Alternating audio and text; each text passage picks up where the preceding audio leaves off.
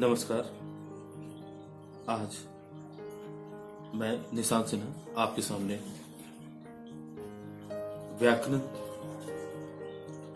विषय लेकर आया हूं और व्याकरण में आज हम लोग पढ़ेंगे संज्ञा। तो चलिए शुरू करते हैं। रामू बाजार जा रहा है, केले में मिठास है, पुस्तक मेज पर है। इन वाक्यों को ध्यानपूर्वक समझिए। इन वाक्यों में रामू एक व्यक्ति का या फिर प्राणी का नाम है। बाजार एक स्थान का नाम है। केला एक फल का नाम है। मिठास एक गुण का नाम है। पुस्तक और मेज वस्तुओं का नाम है। तो ये सब क्या है? ये सब संज्ञाएं हैं। संज्ञा क्या है? किसी प्राणी, व्यक्ति, कुछ भी है ना, प्राणी, किसी प्राणी, स्थान, वस्तु या भाव के नाम को ही हम संज्ञा कहते हैं। प्राणी में जैसे मान लिया जाए कि हम लोग किसी का भी नाम रख सकते हैं। सोहन, मनुष्य, बैल, गाय, हाथी, ये सारे प्राणी का नाम है। स्थान में हम रख सकते हैं दिल्ली, इलाहाबाद, दुमका, विद्यालय, भारत, अमेरिका, कुछ भी। वस्तु में मकान, चित्र, कुर्सी, घड़ी, पंखा, टेलीविजन, ये सारे रख सकते हैं। और भाव में रख सकते हैं बुढ़ापा, नम्रता, बचपन, सर्दी, गर्मी, मिठास, ये सारे भाव में रख सकते हैं। तो ये संज्ञा की परिभाषा थी। अब हम संज्ञा के भेदों के बारे में जानेंगे। कुछ नाम ऐसे हैं जो किसी विशेष व्यक्ति, स्थान, वस्तु आदि का बोध करा रहे हों, जैसे सोहन, इलाहाबाद, कुर्सी, ये सारे कुछ ऐसे भी नाम हैं जो केवल साधारण जाति का ही बोध करा रहे हैं, जैसे मकान, चित्र, ये सब। कुछ ऐसे नाम हैं जो केवल भावों का बोध करा रहे हैं, जैसे धर्म, गुण, दशा, इन सब का ही बोध करा रहे हैं, जैसे मिठास, बुढ़ापा आदि। तो इनका अनुभव हम केवल अपने इंद्रियों द्वारा ही कर सकते हैं। तो अभी जो हम लोगों ने देखा, इसके आधार पर संज्ञा के हम लोग 3 भेद मान सकते हैं कि संज्ञा के 3 भेद हो सकते हैं। पहला, जिसमें हमने सोहन, इलाहाबाद, कुर्सी आदि के बारे में बताया था, वो व्यक्तिवाचक संज्ञा हो सकता है। दूसरा, जैसे हमने मकान, चित्र के बारे में बताया, वो जातिवाचक संज्ञा हो सकता है। और तीसरा हमने बताया मिठास, बुढ़ापा, ये भाववाचक संज्ञा होता है। तो कुछ विद्वान जो अंग्रेजी व्याकरण के प्रभाव के कारण संज्ञा के और 2 भेद, जैसे समुदायवाचक या फिर द्रव्यवाचक, उनको भी मानते हैं और उस आधार पर संज्ञा के 5 भेद हो जाते हैं। जैसे पहला था व्यक्तिवाचक संज्ञा, जो हम लोगों ने अभी पढ़ा। दूसरा जातिवाचक संज्ञा, तीसरा भाववाचक संज्ञा, और चौथा समुदायवाचक या फिर समूहवाचक संज्ञा, हम इसे कह सकते हैं, और 5वां द्रव्यवाचक संज्ञा।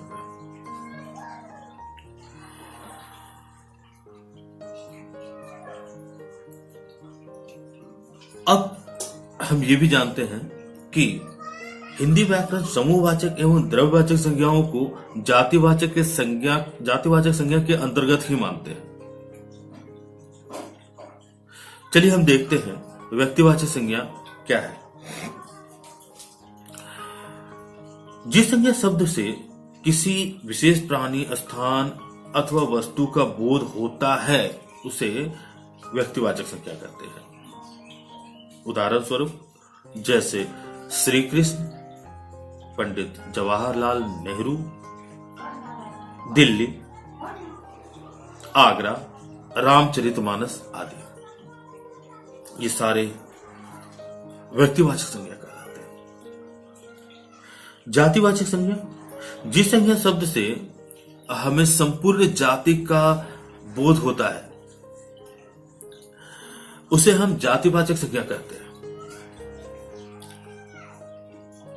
उदाहरण स्वरूप मनुष्य, सिर्फ मनुष्य मात्र बोलने से ही संपूर्ण मनुष्य जाति का बोध हो जाता है। जैसे राजा, जुलाहा, शिक्षक, चिकित्सक, पुस्तक इत्यादि, ये सारे। अब हम अगर किसी एक पुस्तक के बारे में बोले तो इससे यह बात साबित हो जाता है कि ये किसी मतलब जितने भी सारे पुस्तक हैं वो सारे का बोध हो गया है ना। चलिए अब हम लोग भाववाचक संज्ञा की ओर चलते हैं। जिस संज्ञा शब्द से व्यक्ति या वस्तु के गुण, दोष, धर्म, दशा, भाव अथवा व्यापार का बोध होता है उसे भाववाचक संज्ञा कहते हैं। उदाहरण स्वरूप बचपन, बुढ़ापा, नम्रता, लंबाई, चौड़ाई, समझ, मिठास, खटास आदि। तो ये जो है ये हमारे पास व्यक्तिवाचक, जातिवाचक और भाववाचक, इन तीनों के बारे में हम लोगों ने अभी जानकारी प्राप्त किया। हम अब ये भी जानते हैं कि भाववाचक संज्ञाओं का निर्माण कैसे किया जा सकता है। भाववाचक संज्ञाओं का निर्माण 5 प्रकार के शब्दों से किया जा सकता है। जैसे जातिवाचक संज्ञा से, सर्वनाम से, विशेषण से, क्रिया से और अव्यय से। चलिए हम जातिवाचक संज्ञा से भाववाचक संज्ञा बनाकर देखते हैं। जातिवाचक संज्ञा में हमारे पास है मित्र, और मित्र से अगर हम मित्रता बनाते हैं तो मित्रता भाववाचक संज्ञा हो जाएगा। शत्रु जातिवाचक संज्ञा और शत्रुता भाववाचक संज्ञा। मानव जातिवाचक संज्ञा, मानवता भाववाचक संज्ञा। उसी प्रकार से दास जातिवाचक संज्ञा, दासता भाववाचक संज्ञा। मूर्ख जातिवाचक संज्ञा, मूर्खता भाववाचक संज्ञा। मनुष्य जातिवाचक संज्ञा और मनुष्यता भाववाचक संज्ञा। अब हमने देखा जातिवाचक संज्ञा में, जातिवाचक संज्ञा से भाववाचक संज्ञा बनाने के लिए हमने इसमें सिर्फ ता का प्रयोग किया था। जैसे आप देखते हैं मित्र, उसमें मैंने ता जोड़ दिया तो मित्रता हो गया, यानी मित्र जो था वो जातिवाचक संज्ञा था और ता जोड़ने से मित्रता बन गया और ये हो गया भाववाचक संज्ञा। शत्रु जातिवाचक संज्ञा था, उसमें मैंने ता जोड़ा तो शत्रुता हो गया, वो हो गया भाववाचक संज्ञा। अब हम जातिवाचक संज्ञा से भाववाचक संज्ञा बनाकर देखेंगे और इसमें पन जोड़ेंगे। पन जैसे लड़का, लड़का है जातिवाचक संज्ञा और लड़कपन भाववाचक संज्ञा। बच्चा जातिवाचक संज्ञा और बचपन भाववाचक संज्ञा। बालक जातिवाचक संज्ञा और बालकपन भाववाचक संज्ञा। किशोर जातिवाचक संज्ञा और किशोरपन भाववाचक संज्ञा। तो हमने देखा कि पन जोड़ने से भी हम जातिवाचक संज्ञा को भाववाचक संज्ञा में बदल सकते हैं।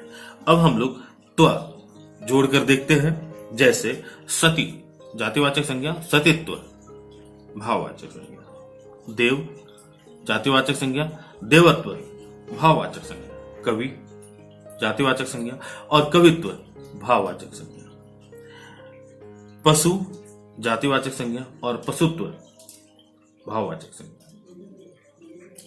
कुछ और अन्य देखते हैं, जैसे इसमें हम लोग कुछ अलग अलग चीजों को जोड़ेंगे, जैसे बूढ़ा जातिवाचक संज्ञा बुढ़ापा भाववाचक संज्ञा, पंडित जातिवाचक संज्ञा पंडिताई भाववाचक संज्ञा, डाकू जातिवाचक संज्ञा और डकैती भाववाचक संज्ञा, कलाकार जातिवाचक संज्ञा और कलाकारी भाववाचक संज्ञा, भाई जातिवाचक संज्ञा और भाईचारा भाववाचक संज्ञा, पंच जातिवाचक संज्ञा पंचायत भाववाचक संज्ञा, जवान जातिवाचक संज्ञा और जवानी भाववाचक संज्ञा, नौकर जातिवाचक संज्ञा और नौकरी भाववाचक संज्ञा,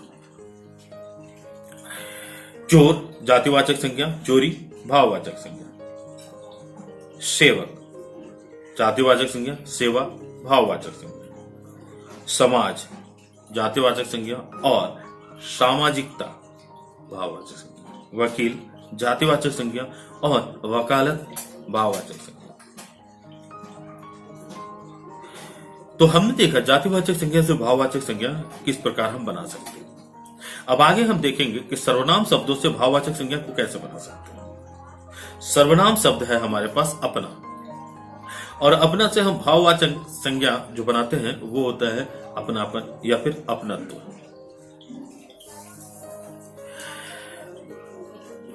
सर्वनाम है आप, और आप से हम बना सकते हैं आपा। सर्वनाम है पराया, पराया से बना सकते हैं परायापन, और सर्वनाम है निज, निज से आप बना सकते हैं निजत्व। तो ये जो हमने बनाया ये था सर्वनाम शब्दों से भाववाचक संज्ञा बनाना। अब हम देखेंगे कि विशेषण शब्दों से भाववाचक संज्ञा कैसे बनाते हैं। विशेषण शब्दों से भाववाचक संज्ञा बनाने के लिए हमें कुछ विशेषण शब्द में ता वर्ण को जोड़ करके देखना है कि कैसे यह भाववाचक संज्ञा बन सकता है। विशेषण चतुर और भाववाचक संज्ञा चतुरता। विशेषण शीतल, भाववाचक संज्ञा शीतलता। विशेषण स्वतंत्र, भाववाचक संज्ञा स्वतंत्रता। विशेषण निर्मल और भाववाचक संज्ञा निर्बलता। विशेषण कठोर, भाववाचक संज्ञा कठोरता। विशेषण प्रवीण, भाववाचक संज्ञा प्रवीणता। विशेषण वीर और भाववाचक संज्ञा वीरता। विशेषण विषम और भाववाचक संज्ञा विषमता। विशेषण गंभीर, भाववाचक संज्ञा गंभीरता। विशेषण चंचल, भाववाचक संज्ञा चंचलता। विशेषण परतंत्र, भाववाचक संज्ञा परतंत्रता। विशेषण मधुर और भाववाचक संज्ञा मधुरता। विशेषण सुंदर, भाववाचक संज्ञा सुंदरता। विशेषण सफल और भाववाचक संज्ञा सफलता। अब हम विशेषण शब्दों में ही दीर्घई की मात्रा जोड़कर विशेषण से भाववाचक संज्ञा बनाना सीखेंगे। जैसे विशेषण है सफेद, और सफेद को में दीर्घई की मात्रा जोड़ देते तो ये बन जाएगी सफेदी, तो भाववाचक संज्ञा सफेदी। विशेषण चालाक, भाववाचक संज्ञा चालाकी। विशेषण गहरा, भाववाचक संज्ञा गहराई। विशेषण लंबा, भाववाचक संज्ञा लंबाई। विशेषण चौड़ा, भाववाचक संज्ञा चौड़ाई। विशेषण कंजूस और भाववाचक संज्ञा कंजूसी। विशेषण सर्द, भाववाचक संज्ञा सर्दी। विशेषण गर्म, भाववाचक संज्ञा गर्मी। विशेषण अच्छा, भाववाचक संज्ञा अच्छाई। विशेषण भला और भाववाचक संज्ञा भलाई। अब हम इसमें आई जोड़ते हैं, जैसे कठिन, विशेषण कठिन, और इसमें हमने आई जोड़ दिया, हो गया कठिनाई, तो भाववाचक संज्ञा कठिनाई। विशेषण चतुर और भाववाचक संज्ञा चतुराई। अब अन्य और को देखते हैं, जैसे मीठा, भाववाचक संज्ञा मिठास। मधुर माधुर्य। महिला मैल खट्टा खटास, आलसी आलस्य, लाल लालिमा, मोटा मोटापा, हरा हरियाली, चिकना चिकनाहट, काला कालीमा।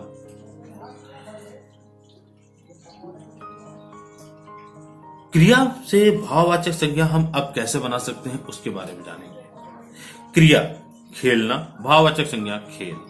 क्रिया हंसना, भाववाचक संज्ञा हंसी। और क्रिया हारना, भाववाचक संज्ञा हार। क्रिया पीसना, भाववाचक संज्ञा पिसाई। क्रिया चढ़ना, भाववाचक संज्ञा चढ़ाई। क्रिया थकना और भाववाचक संज्ञा थकावट। क्रिया मिलाना और भाववाचक संज्ञा मिलावट। क्रिया सजाना और भाववाचक संज्ञा सजावट। क्रिया देखना भालना और भाववाचक संज्ञा देखभाल। क्रिया पढ़ना, भाववाचक संज्ञा पढ़ाई। क्रिया लिखना, भाववाचक संज्ञा लिखाई। क्रिया रोना, भाववाचक संज्ञा रुलाई। क्रिया लड़ना और भाववाचक संज्ञा लड़ाई। क्रिया गिरना, भाववाचक संज्ञा गिरावट। क्रिया बुनना और भाववाचक संज्ञा बुनावट। क्रिया उड़ना, भाववाचक संज्ञा उड़ान। क्रिया चलना, भाववाचक संज्ञा चाल। क्रिया पहनना और भाववाचक संज्ञा पहनावा। क्रिया रहना, भाववाचक संज्ञा रहन सहन। क्रिया चुनना, भाववाचक संज्ञा चुनाव। क्रिया बुलाना और भाववाचक संज्ञा बुलावा। क्रिया कहना, भाववाचक संज्ञा कहावत। क्रिया मिलना, भाववाचक संज्ञा मेल।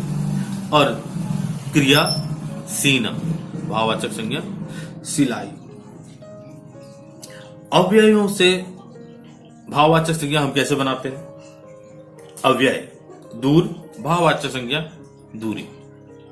अव्यय समीप, भाववाचक संज्ञा समीप्य। अव्यय शाबाश और भाववाचक संज्ञा शाबाशी। अव्यय वाह वाह और भाववाचक संज्ञा वाहवाही। समूहवाचक संज्ञा जिस संज्ञा शब्द से वस्तुओं अथवा व्यक्तियों के समूह का बोध हो उसे ही हम समूहवाचक या समुदायवाचक संज्ञा कहते हैं। जैसे सभा, दल, गिरोह, गुच्छा, पुस्तकालय इत्यादि। और द्रव्यवाचक संज्ञा जिन संज्ञा शब्दों से नाप तौल वाली वस्तुओं का बोध होता है उसे उन्हें हम द्रव्यवाचक संज्ञा कहते हैं। जैसे सोना, चांदी, लोहा, घी, तेल, गेहूं, चावल आदि। तो बच्चों, आज हम लोगों ने संज्ञा के बारे में जाना और संज्ञा के साथ साथ हम लोगों ने संज्ञा के भेद, भाववाचक संज्ञाओं का निर्माण और किस प्रकार से हम इनका निर्माण कर सकते हैं, ये सारी चीजों को सीखा। तो अगर आपको ये वीडियो बहुत अच्छी लगती है तो कृपया आप लाइक करें, हमारे चैनल को सब्सक्राइब भी कर लें। इसके साथ साथ मैं और भी अच्छे वीडियोस आपके लिए लाता रहूंगा और आप मुझे कमेंट करके बताएं कि आपको किस तरीके की वीडियोस की और आवश्यकता पड़ रही है। तब तक के लिए धन्यवाद।